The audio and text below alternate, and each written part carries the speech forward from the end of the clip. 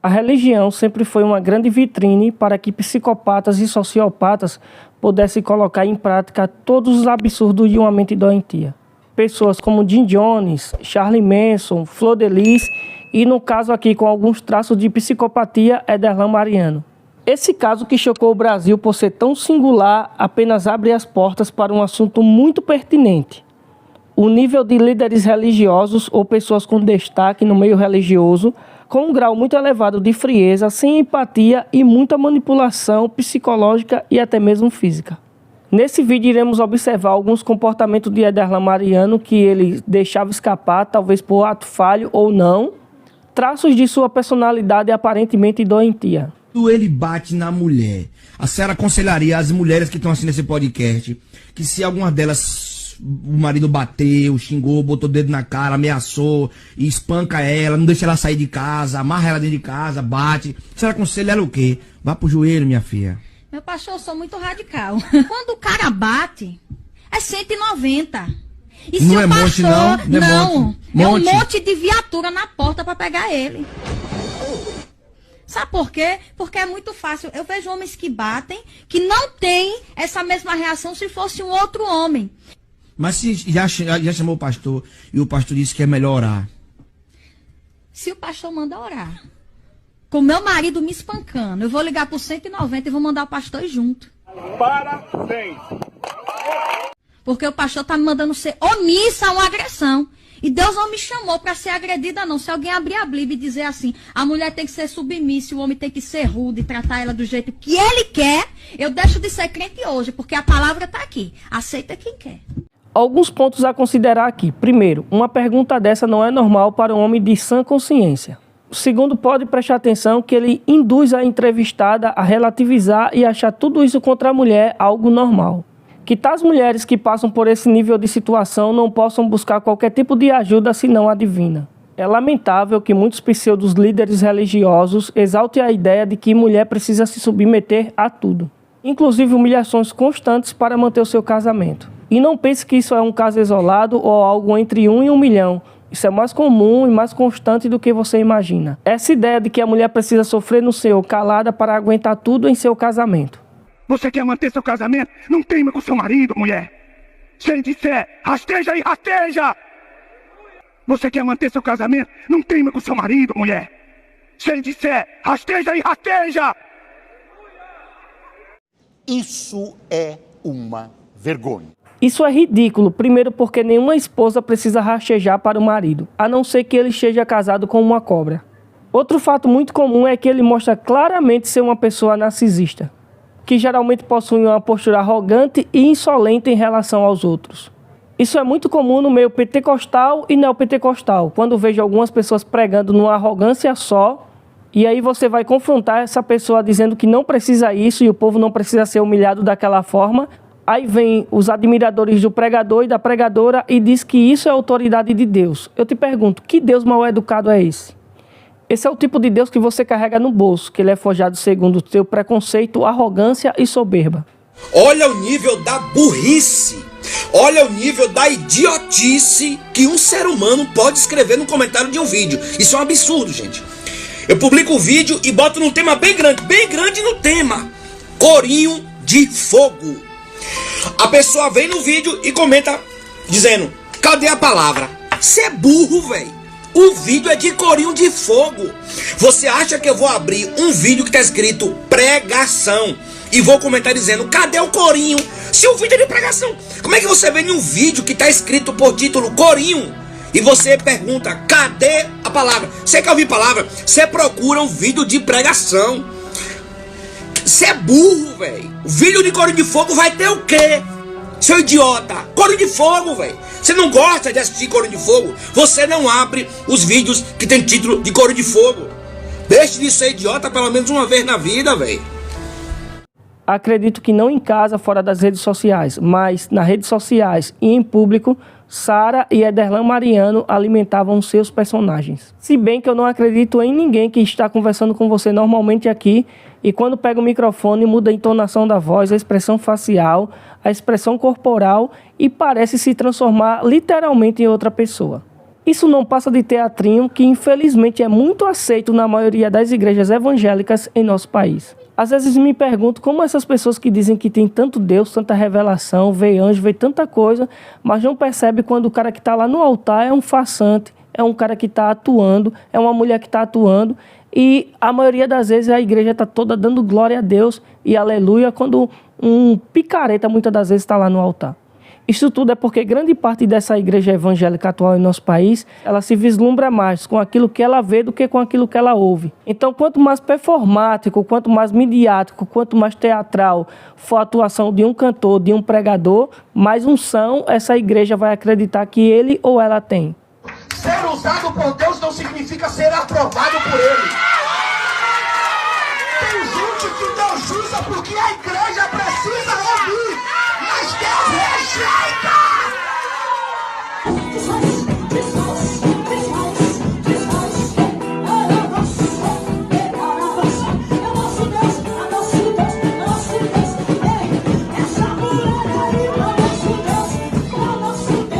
Ederlan já percebia a rejeição e alguns supostos vacilos de Sara Mariano, o que alimenta e possibilita talvez o que era antes apenas um pensamento, depois uma ideia que se tornou uma execução. Sara erra muito quando manda áudios para várias pessoas contando detalhes de sua relação. Talvez fosse apenas para desabafar, acumular provas contra ele ou um pedido de ajuda de forma indireta. O problema é que Sara Mariano parecia viver uma vida dupla. Perto de Ederlan, ela era uma pessoa e distante, outra completamente diferente. Um dos áudios que me deixou intrigado foi ela falar que por ele não estar sendo mais um provedor na casa, esse amor, talvez essa admiração por ele estivesse acabando. Eu sei que o homem tem essa responsabilidade de ser o provedor. E tem um momento ou outro que de repente a situação não está tão boa assim.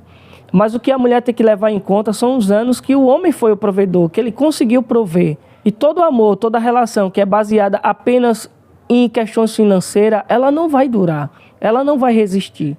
Quando estamos com alguém, nós temos que entender que estamos com essa pessoa na saúde, na doença, na riqueza e na pobreza, em dias bons e em dias ruins. É injustificável a ação de Ederlan, mas acredito que Sara deveria ser mais transparente com ele em relação a essa questão de finança. Desde aquela situação que eu lhe falei, que eu fui resolver um negócio no banco, aí de lá se encontrei com meu amigo Deilson no shopping e tal.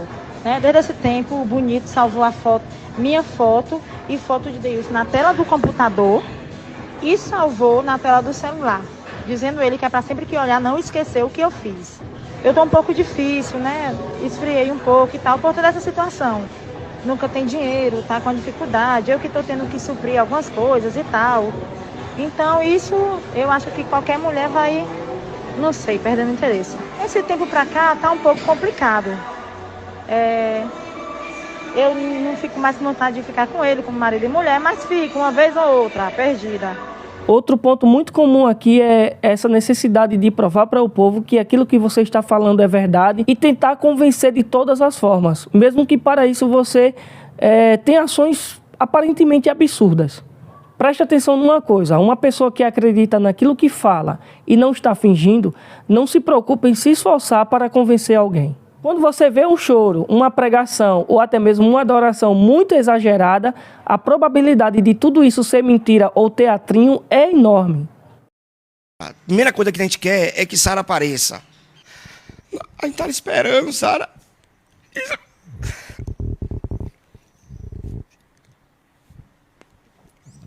Essa noite toda, a minha filha chamando por ela. Esmeralda.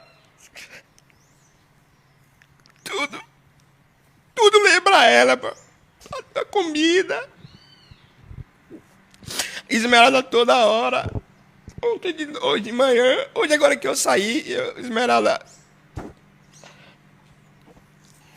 O que Ederlan não contava é que talvez ele acreditou que todos fossem ingênuos o suficiente para acreditar em todo o exagero de busca e procura e todo aquele roteiro tentando se isentar o tempo todo e mostrando que vivia o casamento perfeito, o casamento dos sonhos, o quanto amava. Talvez se ele não tivesse envolvimento com aquilo que aconteceu com Sara, ele não estivesse tão preocupado em dar uma justificativa ao povo.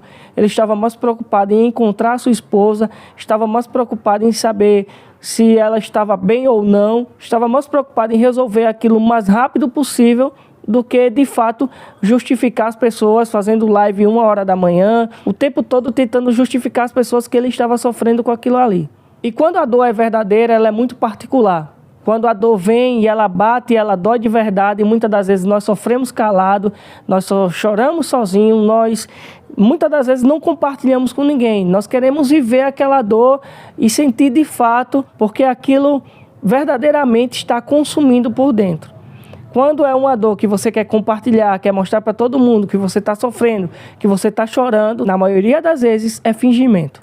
Ederlan e Sara Mariano tinham tudo para resolver sua relação, colocar à mesa mesmo o que estava acontecendo, ela dizer que tinha medo dele, das ações dele, das atitudes dele, dizer que não estava mais olhando para ele como um esposo, não estava sentindo mais desejo por ele, e quando ficava por obrigação, e ao mesmo tempo que estava incomodada por ele não ser mais o provedor da casa. E Ederlan, em contrapartida, precisava também dizer a Sara que não gostou de algumas atitudes dela, principalmente quando ela se encontrou com outro homem no shopping, que isso não é atitude de uma mulher casada.